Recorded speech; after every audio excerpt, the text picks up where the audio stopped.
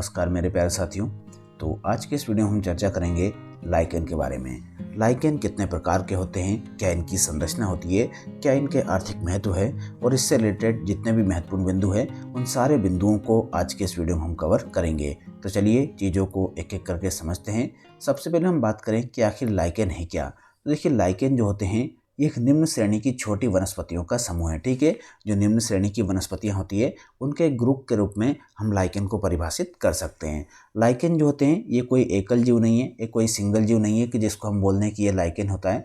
Lichen एक संयुक्त जीव है जिसमें हमें कवक, जिसको हम फंगाई कहते हैं, और जो शैवाल होते हैं इनके बीच में सहजीवी संबंध या सिम्बायोटिक संबंध हमें देखने को मिलता है। ठीक है, तो एल्गी और फंगी के बीच में जो सहजीवी संबंध होता है और उस सहजीवी संबंध से जो संयुक्त जीव बनता है उस संयुक्त जीव को हम लाइकेन कहते हैं। चलिए अब हम बात करते हैं इसकी संरचना और कार्यविधि की। संरचना की अगर बात करें तो लाइकेन का मुख्य भाग कवक या फंगाई के द्वारा निर्मित होता है।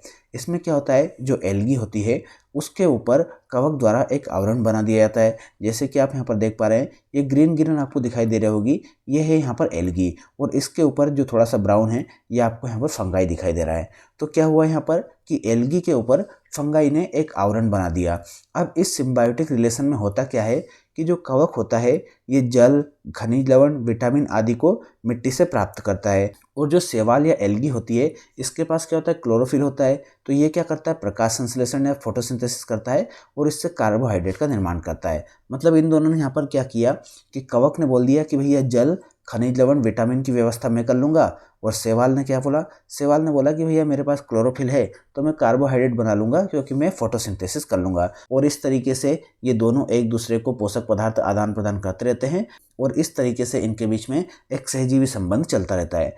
ये जो सहजीवी संबंध होता है कवक और शैवाल के बीच में, इस सहजीवी संबंध को हेलोटिज्म कहा जाता है। ठीक है, ये भी काफ़ी महत्वपूर्ण बिंदु है, कई बार परीक्षाओं में इससे प्रश्न पूछा जा चुका है। ठीक है, तो आपको ध्यान रखना है कि कवक और शैवाल का सहजीवी संबंध हेलोटिज्म कहलाता है। चलिए अब हम बात करते हैं लाइकेन के प्रकारों के बारे में। देखिए, आकार और संरचना के आधार पर हमें 3 प्रकार के लाइकेन देखने को मिलते हैं। सबसे पहले होते हैं क्रस्टोज। क्रस्टोज ये वही होते हैं, जैसा कि अभी हमने पिछली स्लाइड में देखा था, ये वृक्ष के तने या चट्टानों से चिपके रहते हैं। ठीक है, और एक परपटी या क्रस्ट के समान दिखाई देते हैं। अभी हमने देखा था कि एक वृक्ष का तना था, उस पर एल्गी थी और उस एल्गी के आसपास हमें वहाँ पर फंगाई का आवरण देखने को मिला। तो वो एक परपटी के समान, एक क्रस्ट के समान दिख रहा था, तो उस प्रकार के लाइकेन को हम बोलेंगे क्रस्टोज। दूसरा प्रकार होता है फोलियोज। तो जो लाइकेन हमें पत्ती के जैसे दिखाई देते हैं उन लाइकेन को हम फोलियोज बोलते हैं, और जो लाइकेन झाड़ी के जैसे दिखाई देते हैं उनको हम फ्रूटिकोज बोलते हैं। जैसा कि हमने फर्स्ट स्लाइड में देखा था, जो कि एक झाड़ी के जैसे दिखाई दे रहा था, उस प्रकार का अगर लाइकेन है तो उसको हम फ्रूटिकोज बोलेंगे। ये जो लाइकेन होते हैं ये वृक्षों से लटके रहते हैं और ये अत्यधिक शाखाओं वाले शाखित लाइकेन होते हैं। ठीक है, अब एक और प्रकार का लाइकेन हमें देखने को मिलता है, वो होता है लेप्रोज लाइकेन।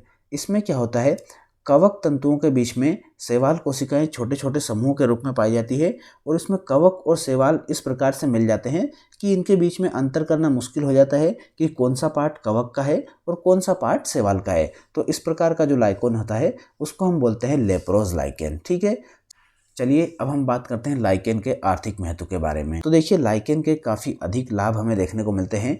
अलग अलग प्रकार से ये हमारी मदद करके हमें आर्थिक रूप से लाभ पहुंचाते हैं। सबसे पहले आर्थिक महत्व की अगर बात करें तो वो है मृदा निर्माण। देखिए, मृदा निर्माण या फिर सॉइल फॉर्मेशन की जो प्रक्रिया होती है उसमें लाइकेन काफ़ी महत्वपूर्ण भूमिका निभाते हैं, और इस तरीके से ये अर्थव्यवस्था में अप्रत्यक्ष योगदान देते हैं। ठीक है, दूसरा इनका आर्थिक महत्व है प्रदूषण के सूचक के रूप में। देखिए, लाइकेन जो होते हैं ये वातावरण के जो प्रदूषक होते हैं इसके प्रति अति संवेदनशील होते हैं, काफ़ी सेंसिटिव होते हैं, और जहाँ पर प्रदूषण वगैरह होता है उन स्थानों पर लाइकेन कभी भी नहीं उगते हैं। मतलब जिन स्थानों पर अगर लाइकेन उग रहे हैं तो इसका ये मतलब है कि उस स्थान का जो वातावरण है वो काफ़ी स्वच्छ है, और स्वच्छ वातावरण में ही हमें लाइकेन की उपस्थिति देखने को मिलती है।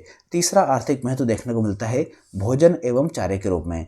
देखिए, लाइकेन जो होते हैं ये कई जीवों के भोजन के रूप में काम करते हैं, और कई देशों में इंसानों के द्वारा भी लाइकेन को खाया जाता है।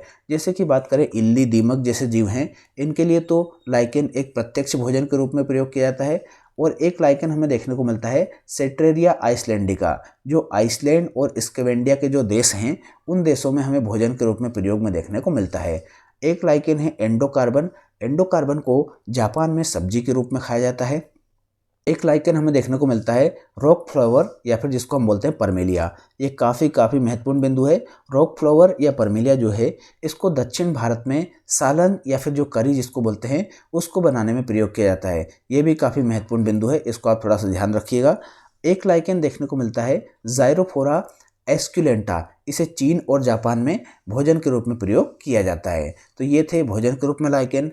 अब हम बात करें लाइकेन के कुछ अन्य आर्थिक महत्व के बारे में, तो कुछ लाइकेन ऐसे होते हैं जिनमें हमें टेनिन देखने को मिलता है और हमको पता है कि टेनिन का प्रयोग क्या होता है, जो पशुओं की खाल होती है उसको पकाने में होता है। तो ऐसे लाइकेन जिनमें हमें टेनिन देखने को मिलता है उन लाइकेन को पशुओं की कच्ची खाल को पकाने में प्रयोग किया जाता है। पांचवा इनका उपयोग होता है संश्लिष्ट रंगों के निर्माण में। ठीक है, कुछ लाइकेन ऐसे होते हैं जैसे कि ऑर्किल, लेकानोरा और रोक्सेला।